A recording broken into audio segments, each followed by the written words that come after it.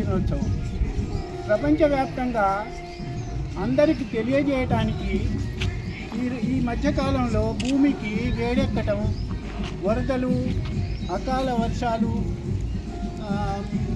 భూకంపాలు ఇట్లాంటివన్నీ జరుగుతున్నాయి. కాబట్టి మనం ఈ భూమిని కాపాడుకోవాల్సిన దినం. కాబట్టి భూమిని ఎట్లా కాపాడుకోవాలి, భూమి వేడెక్కకుండా ఉండాలంటే మనం చేయగలిగింది, మామూలు మానవులను చేయగలిగింది చెట్లు నాటాలి. ఒక చెట్టు నాటితే అది అన్ని జీవులకు అది ఆధారం.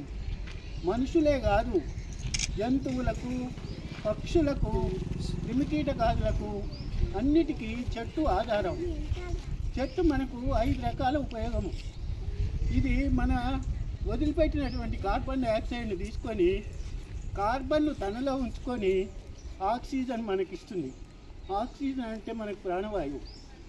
తర్వాత నీరు, గాలి తర్వాత నీరు మనకు అవసరం. ఇప్పుడు చెట్లు ఎక్కడైతే ఉన్నాయో అక్కడ వాతావరణం చల్లగా ఉంటుంది, అక్కడ వర్షాలు ఎక్కువ పడతాయి. అడవులలో వర్షాలు ఎక్కువ పడతాయి.